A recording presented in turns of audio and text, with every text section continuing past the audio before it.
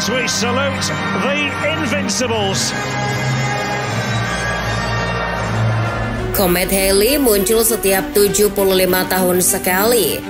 Kemarin Simone Inzaghi bilang talenta seperti Lamine Yamal hanya akan muncul setiap 50 tahun sekali. Tapi kalau keajaiban di dunia sepak bola rasanya cuma muncul sekali, seperti yang dialami oleh Bayer Leverkusen. Dengan gagahnya Die Werkself menjuarai Bundesliga di musim 2023-2024. Tak cuma juara, tapi juga tak menelan satupun kekalahan. Bayer Leverkusen pun masuk jajaran tim yang pernah invincible bareng Arsenal dan Ajax Amsterdam. Tapi lihatlah mereka musim ini. Die Werkself jatuh ke lubang kesengsaraan. Bukan hanya membiarkan trofi Bundesliga jatuh ke pelukan Harry Kane, tapi Die Werkself juga mendapat status baru. Ya, menjadi tim invincible terburuk sepanjang sejarah. Mengapa demikian? Mari kita mengulasnya.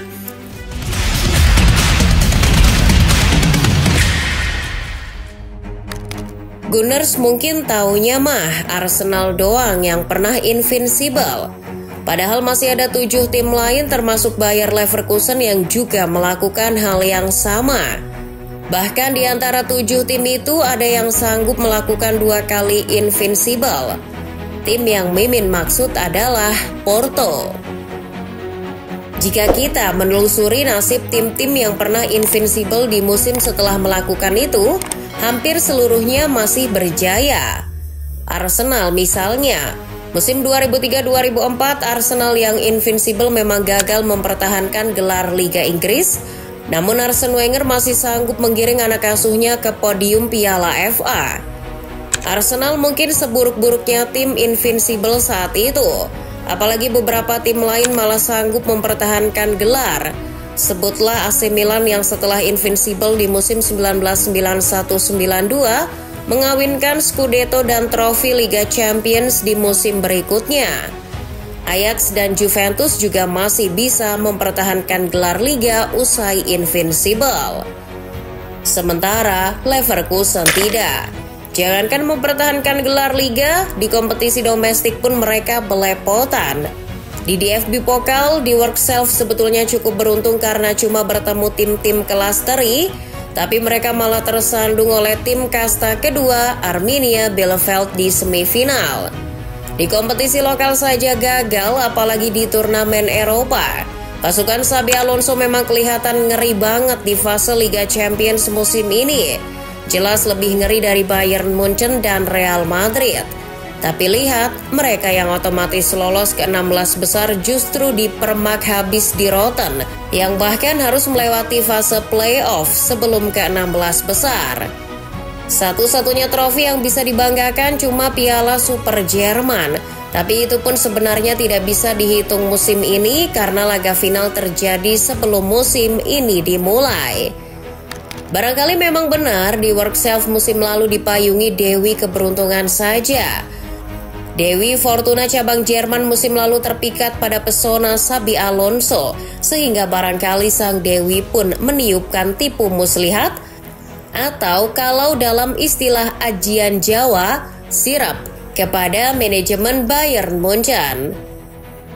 Bayangkan musim lalu Thomas Tuchel yang kehilangan sentuhan magisnya direkrut. Padahal di Chelsea Tuchel diusir. Bagaimana mungkin pelatih buangan yang sentuhan-sentuhan ajaibnya pudar dapat menukangi tim yang wajib juara seperti Bayern Munchen? Itu baru soal rekam jejak. Ide dan filosofi Tuchel sangat berbeda dengan Bayern Munchen. Sejauh yang Mimin tahu, kamu yang lebih jago tentulah boleh mengoreksi. Bayern Munchen tidak pernah bermain dengan 3 bek di belakang. Sementara taktik Tuchel begitu. Klopp? Jelas tidak. Sentuhan magis memudar, taktik tidak Klopp. Belum lagi perangai Tuchel yang pemarah. Tuchel gagal menguasai ruang ganti. Seorang pelatih mestinya bisa menenangkan gejolak yang muncul di ruang ganti, tapi Tuchel tidak. Ambil contoh saat terjadi perpecahan antara Joshua Kimmich dan Leon Goretzka. Tuchel gagal meredam gejolak konflik itu. Lewat sirep yang ditiupkan Dewi Fortuna itu, Bayer Leverkusen memanfaatkan momentum.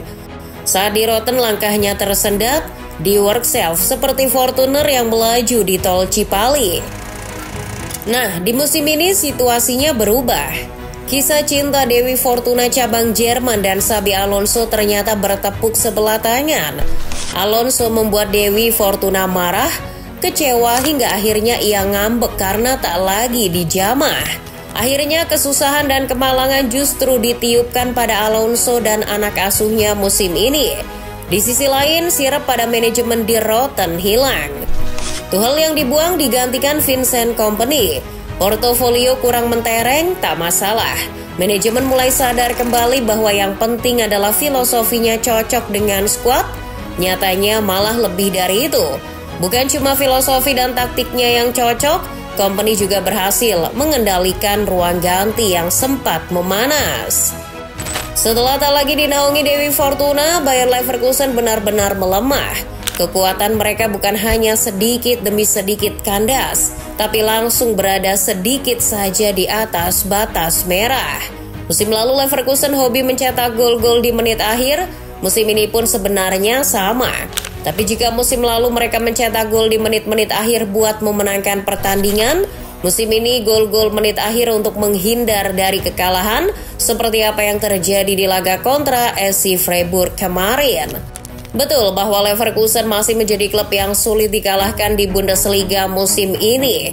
Tapi kemenangan juga malas berkawan dengan mereka. Sudah 32 laga dilakoni di work self di Bundesliga musim ini. Tapi tahu nggak, lebih dari sepertiganya berakhir seri. Ini sedikit banyak membuktikan bahwa di work self telah kehilangan syahwat memenangkan pertandingan. Lini depan mereka terasa tumpul, sedangkan lini belakangnya rapuh seperti seorang lelaki yang hatinya berdarah karena perempuan. Musim ini di work self sering kebobolan di babak pertama. Bukan hanya babak pertama malah, tapi di 20 menit pertama. Seperti di laga melawan Stuttgart atau saat kalah dari Bielefeld di semifinal di FB Pokal.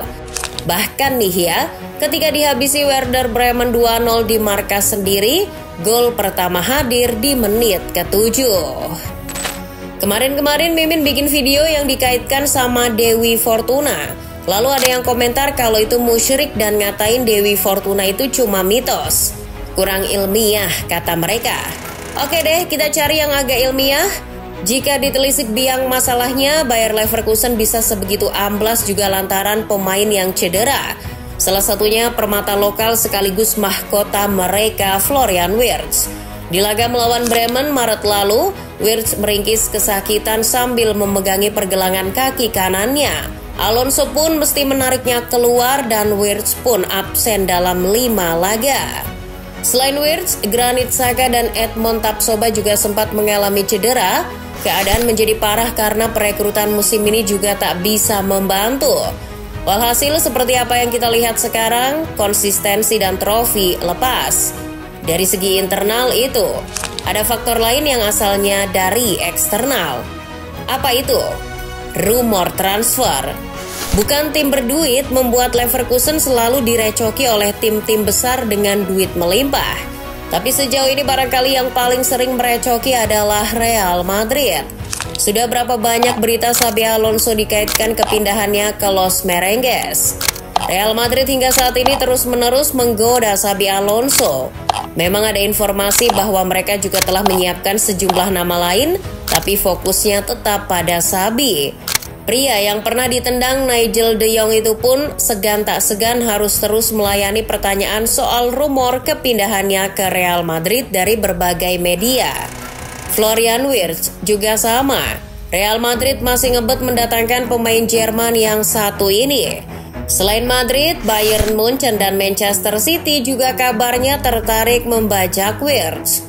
Rumor-rumor ini yang membuat Bayer Leverkusen atau utamanya Xabi Alonso itu sendiri pecah konsentrasinya.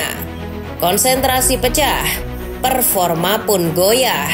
Demikianlah Bayer Leverkusen mendadak jadi tim invincible terburuk sepanjang sejarah. Sebenarnya masih ada FC Porto yang di musim 2012-2013 invincible, tapi di musim berikutnya tak meraih satupun trofi. Hanya saja itu di Liga Portugal. Di 5 liga top Eropa tak ada yang lebih buruk dari Bayer Leverkusen.